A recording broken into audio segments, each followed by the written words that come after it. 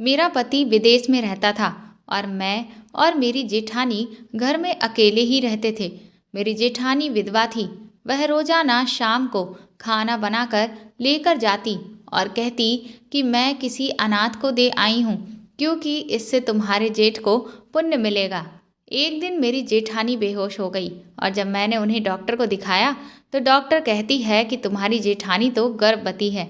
मैंने जेठानी को उस वक्त कुछ भी नहीं बताया और अगले दिन जेठानी का पीछा किया तो मेरी जेठानी एक पुराने घर में गई और वहां जाकर जैसे ही मैंने दरवाज़ा खोला तो मेरी तो आंखें फटी की फटी रह गईं, क्योंकि मेरी जेठानी तो वहां एक आदमी के साथ।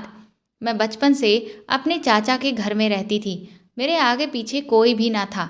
चाचा ने जो पहला रिश्ता मेरे लिए आया उसके लिए ही हाँ कर दी और मुझे अपने घर से विदा कर दिया, क्योंकि उनकी अपनी भी बेटियां शादी के लिए बैठी हुई थीं। तो झटपट से उन्होंने मेरी शादी को निपटा दिया। मैं उनकी बेटियों से ज़्यादा खूबसूरत थी, इसलिए चाचा को ये खौफ था कि कहीं अच्छे से अच्छा रिश्ता मेरे लिए ना आ जाए।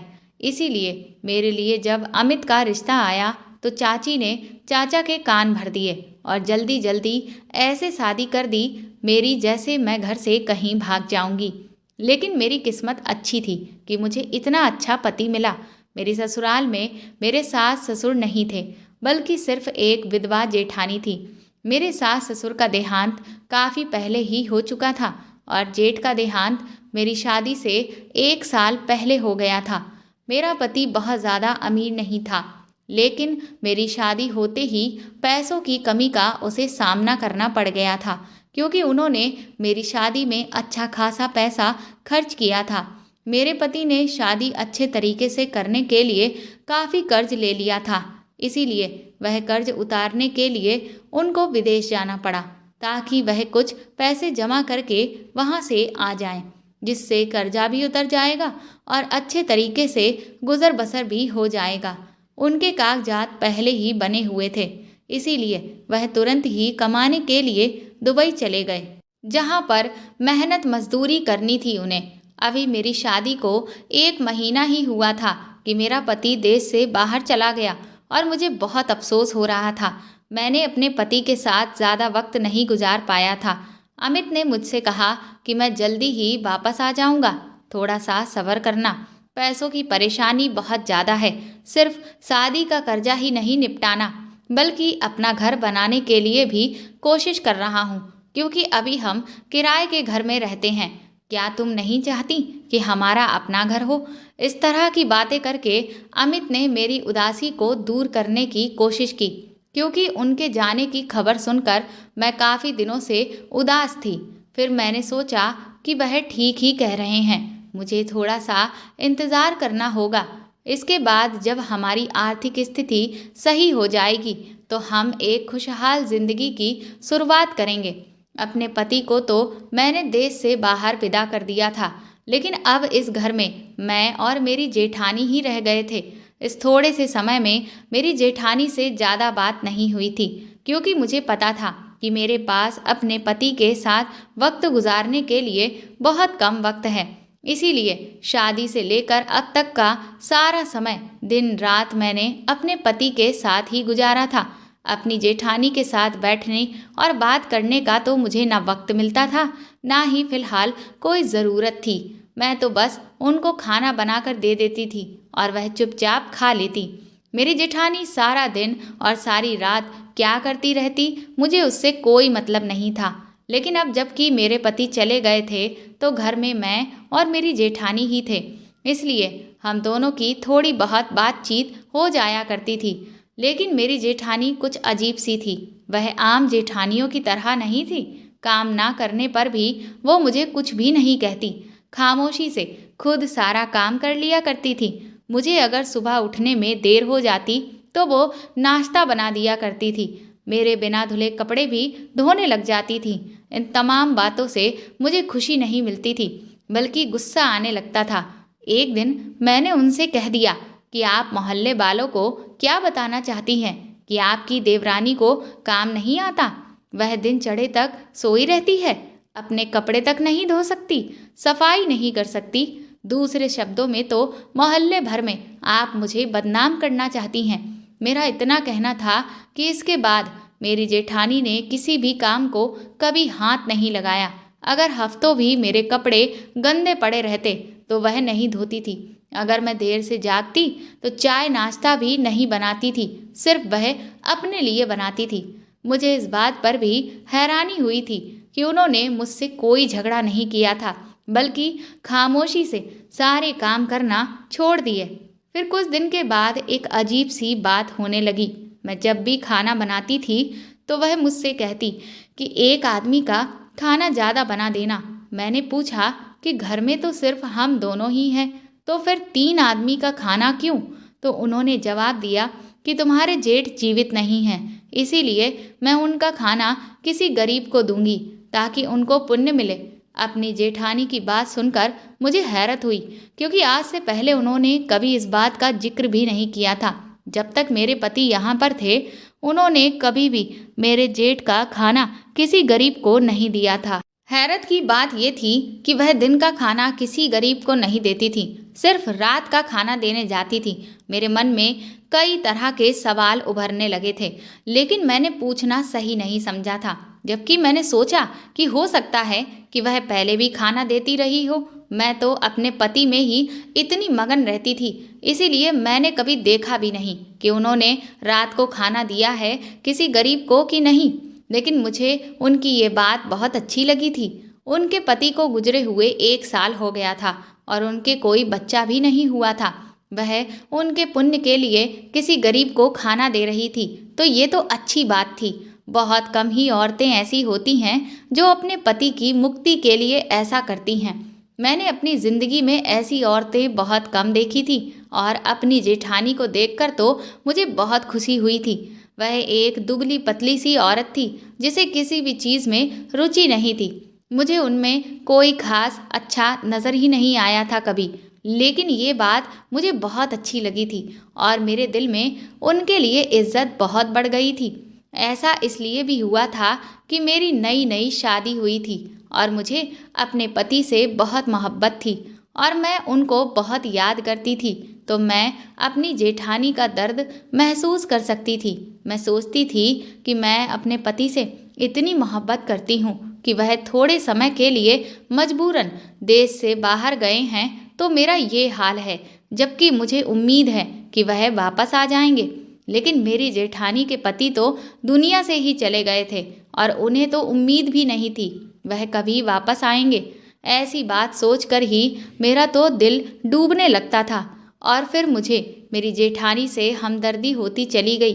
अब हर वह औरत जिसे अपने पति से बहुत मोहब्बत हो मुझे बहुत अच्छी लगती थी, और जो औरतें बिना वजह अपने पति की बुराइयां करती थीं, मेरा उनके पास बैठने को भी दिल नहीं करता था। मेरी जेठानी रोज खाना लेकर घर से बाहर चली जाती थी और काफ़ी देर तक बाहर ही रहती थी, यहाँ तक कि मुझे नींद आने लग जाती थी। लेकिन मुझे जागना होता था क्योंकि मुझे अपनी जेठानी के लिए दरवाज़ा खोलना होता था। एक दिन परेशान होकर मैंने अपनी जेठानी से कहा कि आप खाना देने जाती हैं तो इतना वक्त क्यों लग जाता है? मैं जल्दी सोने की आदी थी और दूसरा अमित का फ़ोन सुबह ही तड़के आता था। मेरी जेठानी ने कहा कि गरीब को खाना देने के बाद मैं पड़ोस में चली जाती हूँ, वहाँ बातें करती हूँ, इसीलिए थोड़ी सी देर हो जाती है। आगे से तुम सो जाया करो और मेरी फिक्र छोड़ दो। मैं दरवाजे को बाहर से ताला लगाकर जाऊंगी और चाबी भी अपने साथ रखूंगी। जेठानी की ये बात सुनकर मुझे सुकून आ गया था, यानी मेरी समस्या का हल हो गया था। अब मैं बेफिक्री से सो सकती थी। मेरे पति की वहाँ पर नाइट ड्यूटी थी, इसीलिए वह रात में मुझसे बात नहीं करते थे और मैं जल्दी सो जाया करती थी। हमारी बात सुबह को होती थी और उसके बाद दिन में कई बार हो जाती थी। मैंने सोचा कि जेठानी अकेले बोर होती होंगी, इसीलिए वह रोज़ पड़ोस की औरतों के घर जाकर बैठ जाया करती हैं। मुझे उनके जाने पर कोई ऐतराज़ नहीं था, ना वह मेरे मामले में दखल देती, ना मैं उनके मामले में। अब तो मैं खुद को खुशकिस्मत समझने लगी थी कि मुझे इतनी अच्छी जेठानी मिली है जो कि मुझे कुछ भी नहीं कहती। वरना शादी से पहले तो सब ने सास और जेठानियों का ऐसा रूप मेरे दिमाग में भर दिया था कि मुझे बहुत डर लगने लगा था कि ना जाने मेरी जेठानी कैसी होगी। मेरी सास तो इस दुनिया में नहीं थी, लेकिन जेठानी का खौफ मेरे दिल में पैदा हो गया था। जिंदगी ऐसे ही चल रही थी। एक दिन अचानक मुझे ऐसी खबर मिली जिसे सुनकर तो मेरे पैरों से जमीन ही खिसक गई थी। और मैं जो इतने दिन से दिल ही दिल में अपनी जेठानी की तारीफ कर रही थी, उनसे मुझे एक पल में ही नफरत सी महसूस होने लगी थी। वास्तव में मेरी भोली भाली दिखने वाली जेठानी अंदर से इतनी शातिर होगी, ये मुझे मालूम भी नहीं था। मैं तो उन्हें इस कदर मासूम समझ रही थी कि जैसे वह पाप से बिल्कुल दूर रहने वाली औरत हो।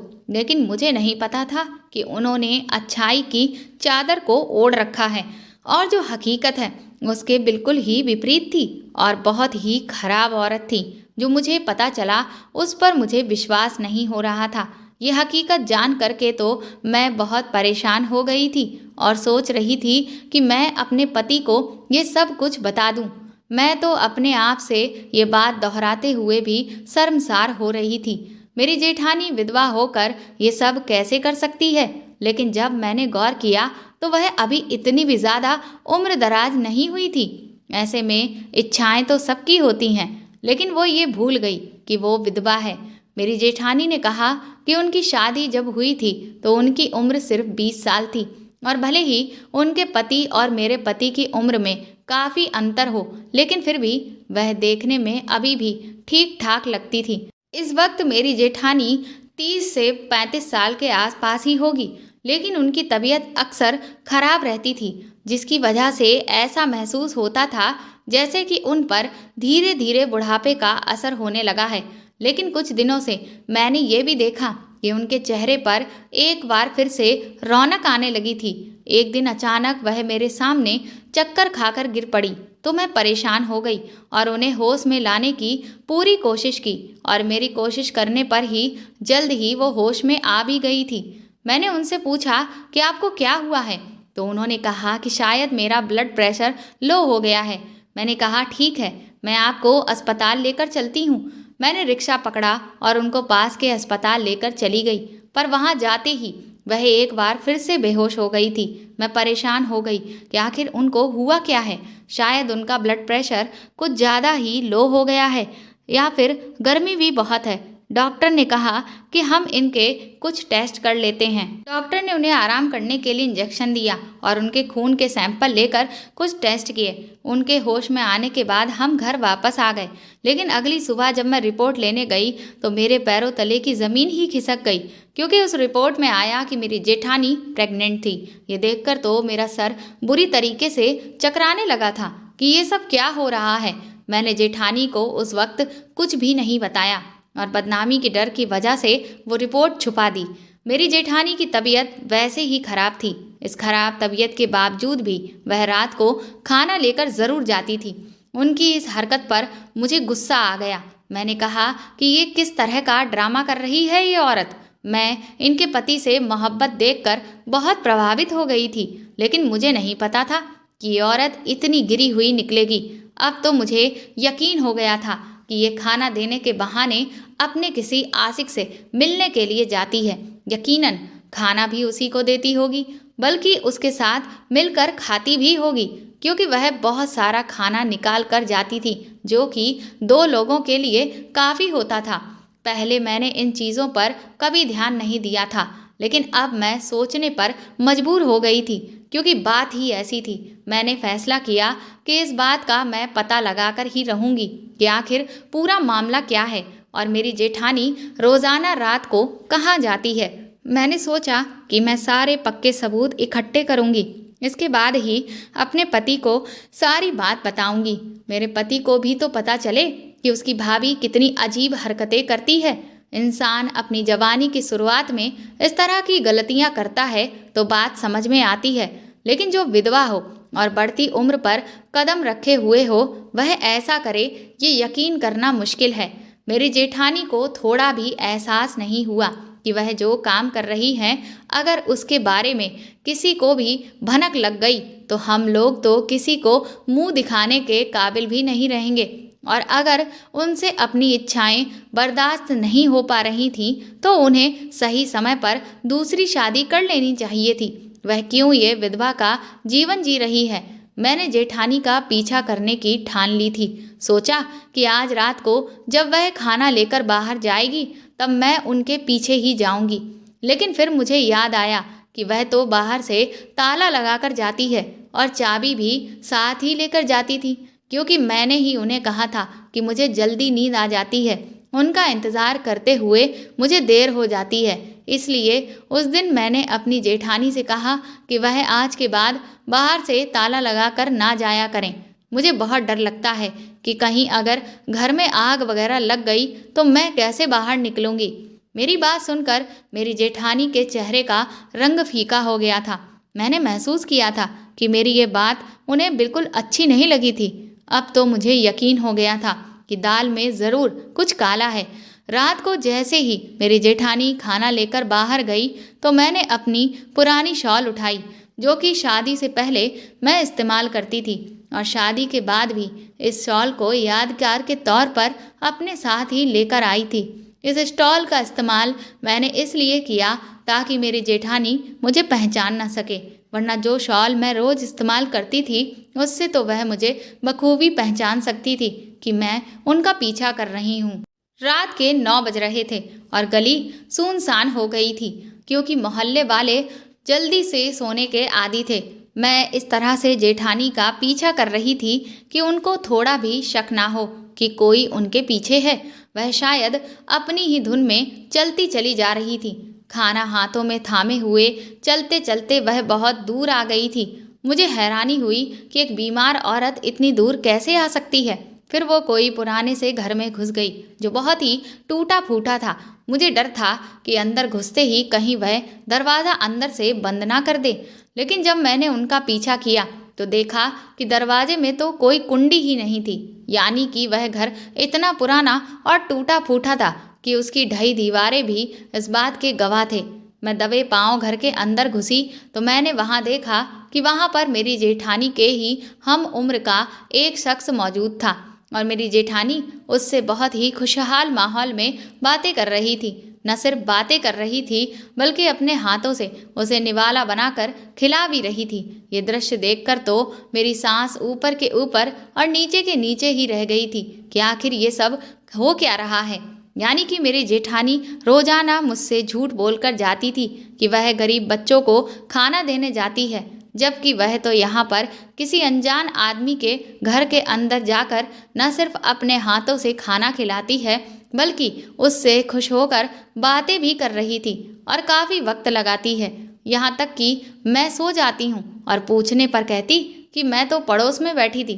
मैं कितनी बेवकूफ़ थी कि मैंने कभी भी उनकी बातों पर ध्यान देना तो दूर की बात है, कभी अपनी जेठानी पर शक भी नहीं किया था, क्योंकि मैं अपनी जेठानी को एक अच्छी औरत समझती रही जो अपने पति की इतनी वफादार थी कि जिसने दूसरी शादी तक नहीं की और उनके पुण्य के लिए वह रात को गरीबों को खाना देती है। लेकिन अब ये बात सिर्फ खाना खिलाने की हद तक नहीं थी और ना ही किसी अनजान से बात करने की हद तक थी, बल्कि बात तो अब इससे भी बहुत ज़्यादा आगे बढ़ चुकी थी। मेरी जेठानी गर्भवती हो चुकी थी। अब तो मुझे पूरा यकीन हो गया था कि यही वह शख्स है जिसके साथ मेरी जेठानी का चक्कर चल रहा है और इसी वजह से वह ऐसे यहाँ खाना देने के बहाने पर आती है। मैं इस शख्स को नहीं जानती थी। पहले तो मेरा दिल किया कि मैं वहाँ पर जाकर उन दोनों के मुंह पर ही उन्हें उनकी सच्चाई बताऊं, भला बुरा कहूं। फिर मुझे ख्याल आया कि ये तो 2 लोग हैं, कहीं ये दोनों मिलकर मुझे नुकसान ना पहुंचा दें। और फिर मैं तो पीछे अपना घर भी खुला छोड़कर आई थी, कहीं ऐसा ना हो कि मेरे घर में कोई चोर घुस जाए। मुझे जैसे ही चोर का ख्याल आया तो फिक्रमंदी से मैं तुरंत ही वहाँ से वापस आ गई, क्योंकि घर में मेरे ढेर सारे जेवरात रखे हुए थे और कुछ कीमती सामान भी रखा था। मैं सोच सोच कर पागल हो रही थी। मैंने फैसला कर लिया था कि मेरी जेठानी जब घर वापस आएगी तो मैं उसके सामने वह सब कुछ बोल दूंगी जो मेरे दिल में है। वहाँ पर तो मैंने उसे अनजान इंसान के डर के कारण कुछ भी नहीं कहा था, लेकिन घर में तो मैं बोल सकती थी। जैसे ही मेरी जेठानी वापस आई तो मुझे जागता देखकर थोड़ा सा चौंक गई और पूछा कि तुम अभी तक सोई क्यों नहीं। मैं भी गुस्से में आ गई और कहा कि जिस औरत की जेठानी इतनी बदकिरदार हो सकती है उसको भला कैसे नींद आएगी। मेरी बात सुनकर तो मेरी जेठानी हैरान होकर मुझे देखने लगी, तो मैंने कहा कि मुझे इस तरह से ना देखें, मुझे आपकी सारी सच्चाई पता चल गई है कि आप खाना देने के बहाने रोज कहाँ जाती हैं और किससे मिलती हैं और आपकी कोख में किसका पाप पल रहा है। मेरी जेठानी ने मुझसे कहा कि मैं पागल हो गई हूँ क्या, कुछ भी बोले चली जा रही हूँ। मैंने उनकी मेडिकल रिपोर्ट उनके मुंह पर मारते हुए कहा कि ये सब मैं बिना वजह नहीं कह रही हूँ। ये रही आपकी मेडिकल रिपोर्ट जिसमें यह साफ तौर पर बताया गया है कि आप गर्भवती हो चुकी हैं और अभी मैं वह देखकर आई भी हूँ कि किसका पाप आप अपने पेट में लिए फिर रही हैं। मेरी जेठानी ने रिपोर्ट उठाई और फिर उसे पढ़ने लगी। उनके चेहरे का रंग पूरी तरह से उड़ चुका था। वह कहने लगी कि रिपोर्ट गलत है, तुम मेरी बात मानो, मेरा तो सिर्फ बीपी ही ऊपर नीचे हो रहा था। मैंने कहा कि अगर रिपोर्ट गलत होती तो मैं एक बार को यकीन भी कर लेती, लेकिन वह इंसान कौन है जिससे सारी सारी रात आप बैठकर वहाँ बातें करती रहती हैं और अपने पति के पुण्य का नाम लेकर किसी और शख्स के पास रात गुजार कर आती हैं। आपको शर्म नहीं आती? वह इंसान जिसके साथ आप हंसकर बातें कर रही थीं, आपको ज़रा अंदाजा भी है कि आपने मेरे पति की इज्जत को मिट्टी में मिलाकर रख दिया है। क्या मुंह दिखाएंगे मेरे पति अब सारी दुनिया को कि उनकी जेठानी, जो कि एक विधवा औरत है जिसका पति मर चुका है, वह अब गर्भवती हो गई है। अगर मेरे जेठ आज जिंदा होते तो ये जमाना कुछ ना कहता, तब तो खुशियों के ढोल नगाड़े बज रहे होते, क्योंकि इतने सालों के बाद इस घर में खुशी आई होती, और वह भी वह खुशी जिसे मैं समझ सकती हूँ कि आप दोनों पति पत्नी ने न जाने कितना लंबा इंतज़ार किया होगा। लेकिन अब जब ये बात बाहर आएगी तो दुनिया मेरे पति से न जाने कैसे कैसे सवाल करेगी। जिन लोगों की बहन और बेटियां इस तरह के काम करती हैं उनके तो सर शर्म से ही झुक जाते हैं, लेकिन ये पहली बार है कि एक विधवा औरत ने इस तरह का काम किया है। मेरे पति तो इस बदनामी की वजह से कहीं अपनी जान ही ना ले लें। मैंने अपने दिल की सारी भड़ास अपनी जेठानी के सामने निकाल दी।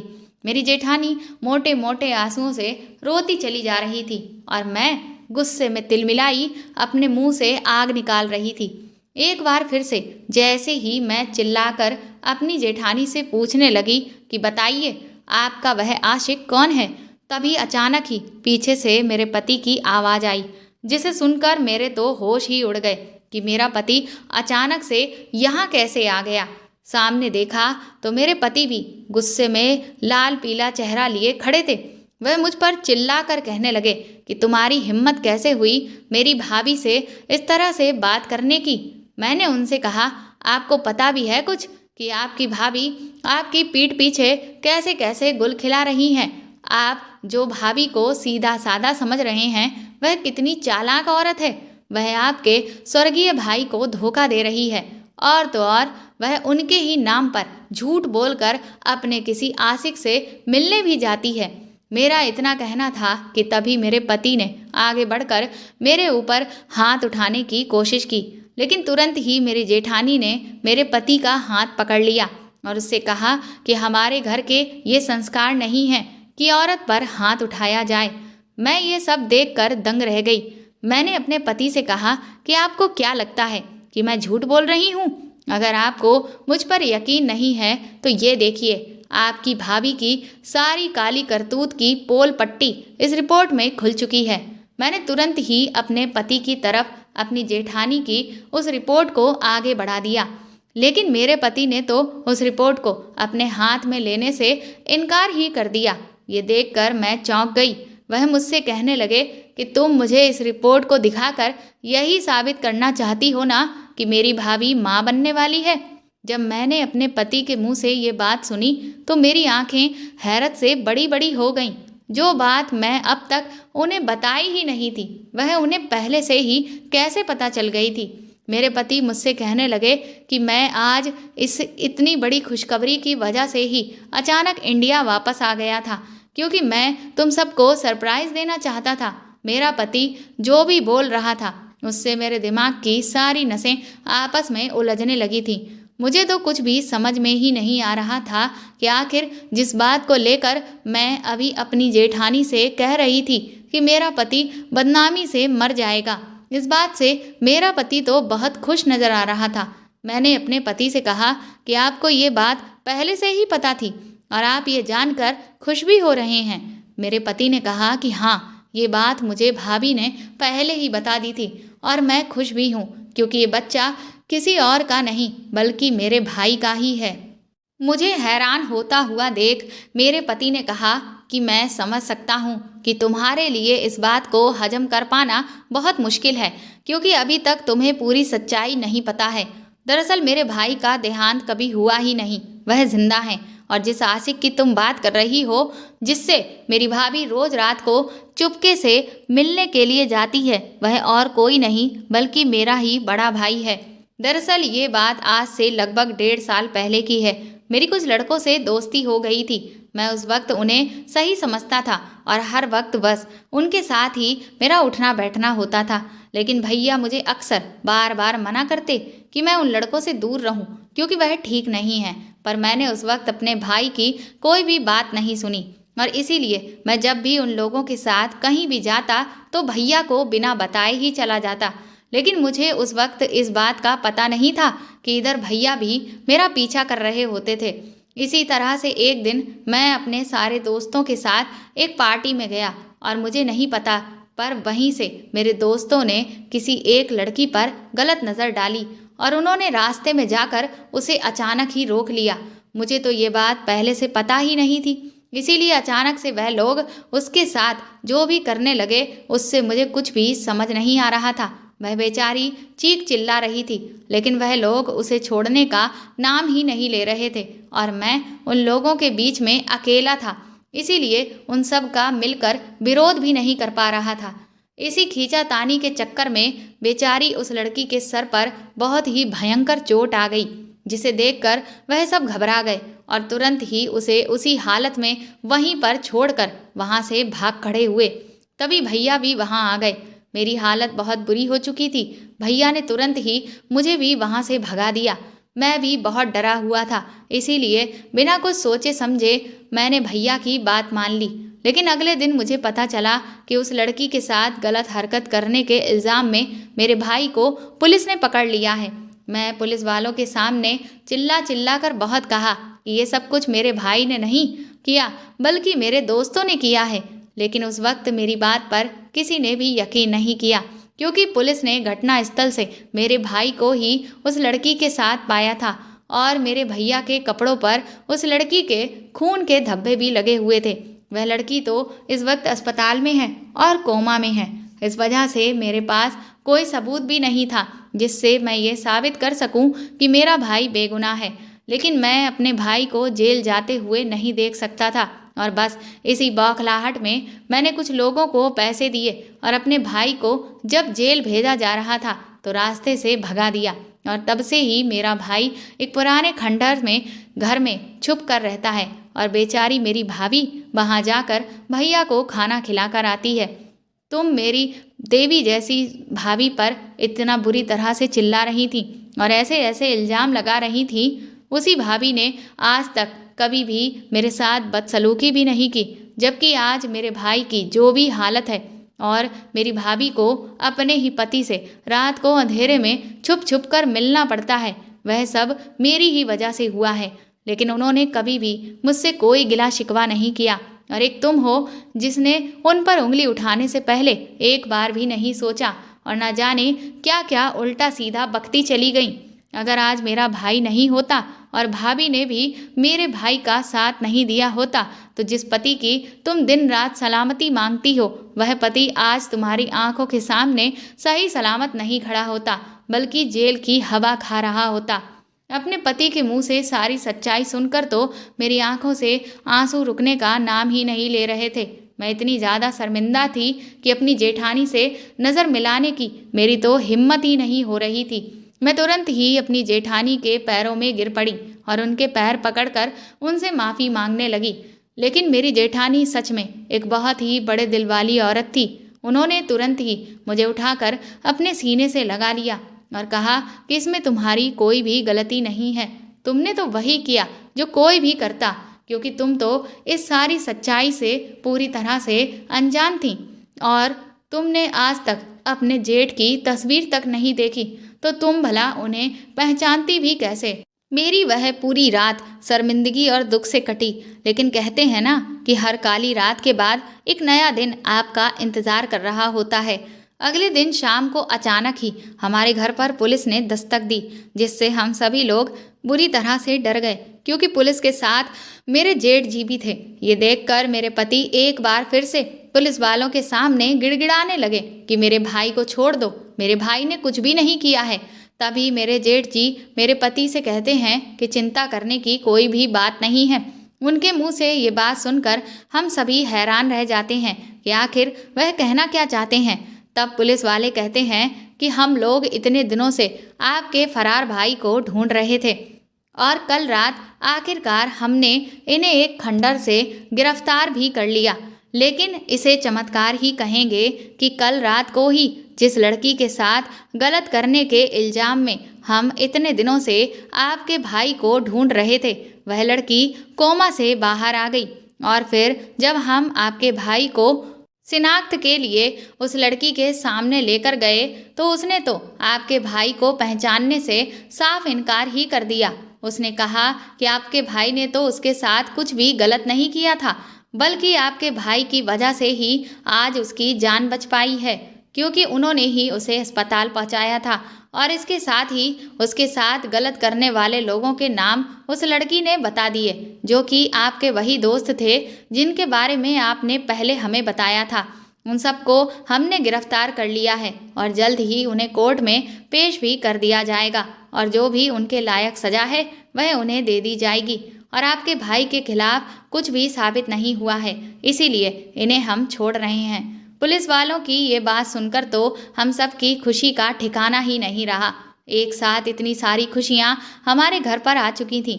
अब हम सब हंसी खुशी मिलजुल कर रह रहे हैं और मैं अपनी जेठानी की गोद भराई का फंक्शन भी धूमधाम से रखा है।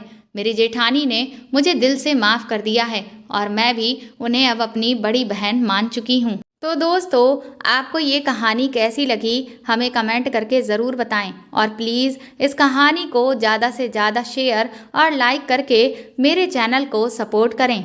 साथ ही अगर आप चाहें तो मुझे सुपर थैंक्स भी खरीद कर दे सकते हैं। सुपर थैंक्स का ऑप्शन आपको इस वीडियो के नीचे दिए हुए सभी ऑप्शंस में दिख जाएगा, जो कि हार्ट शेप में बने हुए डॉलर के साइन के तौर पर है। और अगर आप मेरे चैनल पर नए हैं तो सब्सक्राइब करके बेल आइकन को ज़रूर दबा दीजिएगा, ताकि आगे भी मैं आपको ऐसी ही अच्छी कहानियाँ सुनाती रहूँ। Thank you.